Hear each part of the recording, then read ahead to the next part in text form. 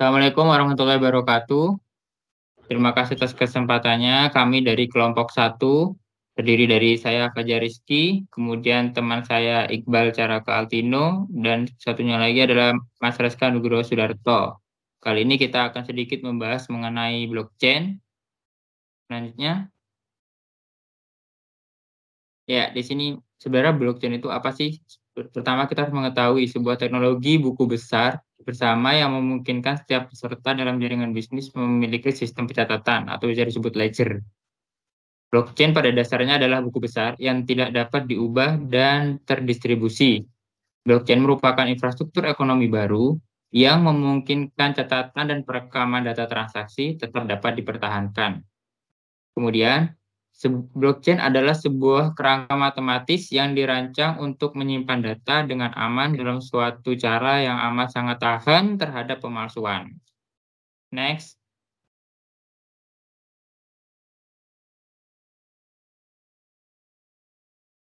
Next. Ya, kemudian untuk lebih lanjutnya, dengan menggunakan teknologi blockchain, siapapun dapat melakukan perdagangan nilai secara sepenuhnya, secara terdesentralisasi, tanpa tergantung pada otoritas pusat. Kemudian, blockchain pertama kali digunakan oleh teknologi Bitcoin, di mana setiap node dalam jaringan menyimpan duplikat buku besar, dan miner menyelesaikan teka-teki kriptografi untuk menciptakan suatu catatan. Next. Kemudian, apa sih kemampuan blockchain ini? Blockchain sendiri pada implementasinya memiliki 3 kemampuan utama, yakni trust dan traceability, contract management, dan data sharing. Next. Trust and traceability. Pada kemampuan ini, blockchain pada dasarnya memfasilitasi pengguna sensitif secara aman dan memberikan visibilitas tentang siapa dan apa yang dilakukan pada transaksi tersebut. Next.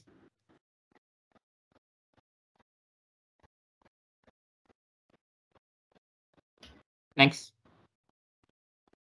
Kemudian ada contract management. Di sini sebagai kontrak manajemen, ya ini bisa dikatakan juga sebagai smart contract. Peran blockchain di sini memungkinkan otomatisasi pencatatan berbagai informasi, menggantikan kebutuhan akan kontrak manual yang berlembar-lembar, di mana setiap transaksi yang dilakukan akan yang memenuhi aturan pada bisnisnya akan tercatat secara otomatis. Next.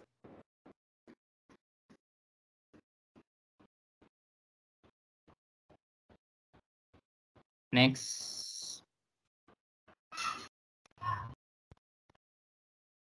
Ya, kemudian ada data sharing. Data sharing di sini adalah informasi yang disimpan di dalam blockchain yang tidak dapat diubah dan memiliki ketahanan terhadap upaya pemalsuan. Dengan adanya blockchain, pengguna dapat memanfaatkan sertifikasi digital, tanda tangan digital, serta melacak sejarah suatu produk atau transaksi yang berlaku pada produk tersebut. Kemudian next.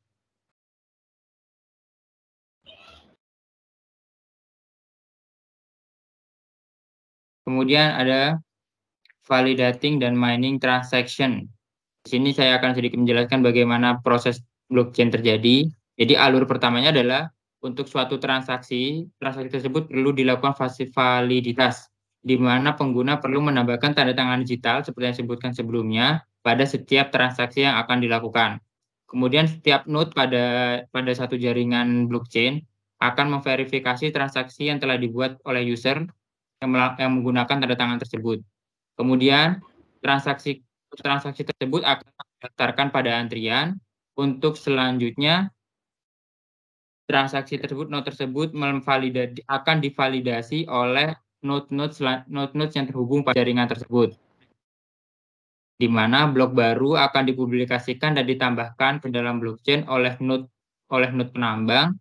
Kemudian transaksi yang ditemukan tidak valid oleh salah satu node pada jaringan akan menolak transaksi tersebut.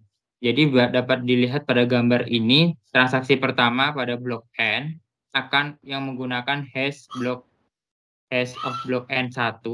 Kemudian di mana untuk transaksi selanjutnya transaksi yang dipakai yang diterima adalah transaksi yang menggunakan hash pada langkah sebelumnya. Jadi apabila ada transaksi yang menggunakan hash yang berbeda atau menggunakan nilai yang akan dicurigai transaksi ilegal, akan ditolak oleh node yang bersangkutan, sehingga transaksi tersebut tidak akan dicatat dan ditolak. Selanjutnya akan dilanjutkan oleh rekan saya.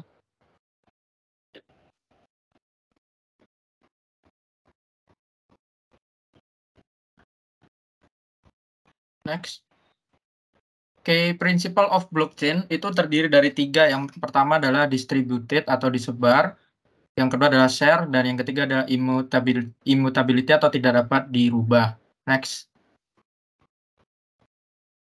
Nah, key features dalam blockchain itu terbagi menjadi 2, yaitu shared ledger dan juga smart contract, di mana shared ledger mencatat semua transaksi di seluruh jaringan bisnis dan dibagikan kepada peserta. Sementara itu, smart contract merupakan protokol yang telah ditentukan sebelumnya untuk melakukan atau mengawasi peristiwa sesuai dengan syarat perjanjian. Hal ini ditujukan untuk meningkatkan transparansi dan mengurangi potensi penipuan. Next. Tipe-tipe blockchain ada 3. Yang pertama adalah public blockchain, di mana membutuhkan izin untuk melakukan tidak membutuhkan izin untuk melakukan atau akses terhadap transaksi tersebut. Yang kedua adalah private blockchain, di mana memerlukan izin untuk mengakses transaksi tersebut. Dan yang ketiga adalah hybrid blockchain, nah terdiri dari public dan juga private blockchain. Next. Nah, ini merupakan diagram alur untuk menentukan apakah perusahaan ataupun lembaga tertentu memerlukan jenis blockchain public, hybrid, ataupun private. Next.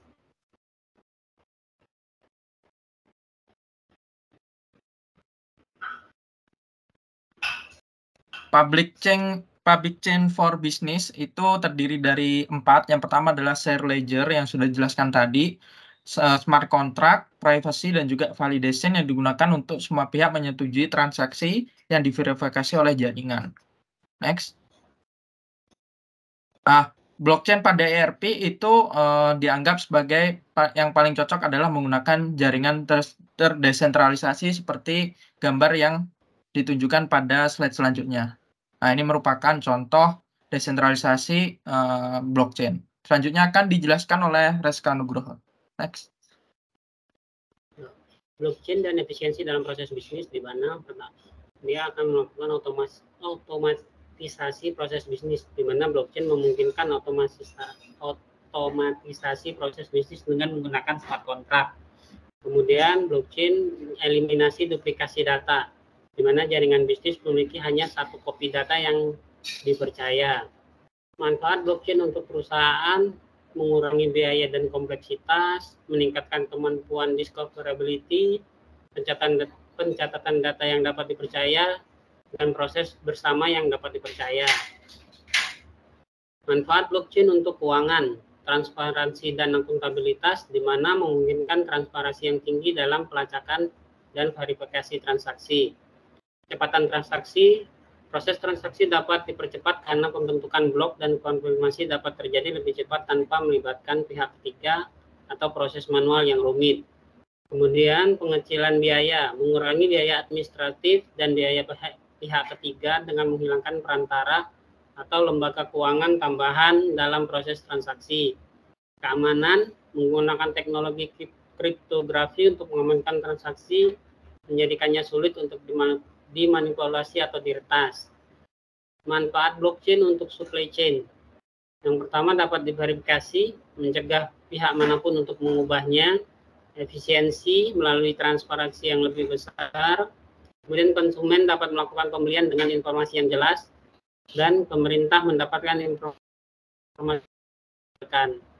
Tantangan dan hambatan dalam implementasi teknologi blockchain: yang pertama adalah skalabilitas, di mana data di blockchain Bitcoin meningkat sebesar 1 MB per blok setiap 10 menit, dan untuk Ethereum mencapai hingga 3 TB data pada tahun 2025. Data diperkirakan akan mencapai sekitar 175 ZB per tahun. Kemudian di segi keamanan dan privasi, ini adalah buku besar terbuka yang berarti semua orang memiliki akses ke data Anda. Kemudian konsumsi energi, di mana mekanisme konsensus yang paling umum digunakan, Proof of Work atau POW, menghasilkan sekitar 66,7 terawatt penggunaan energi per jam. Kemudian imutabilitas tidak cocok ketika operasi pembaruan dan penghapusan dilakukan dengan frekuensi tinggi. Kemudian nomor 5, blockchain memiliki kompleksitas teknis yang tinggi sehingga membuat sulit bagi beberapa organisasi untuk memahami dan menerapkan teknologi ini. 6, memerlukan regulasi yang jelas yang dapat diterima oleh semua pihak yang terlibat. Tantangan ini memerlukan kerjasama antara pemerintah, industri, dan sektor publik untuk menentukan regulasi yang efektif dan dapat diterima oleh semua pihak. Terima kasih. Terima kasih. Berikut adalah penjelasan dari kelompok kami. Terima kasih.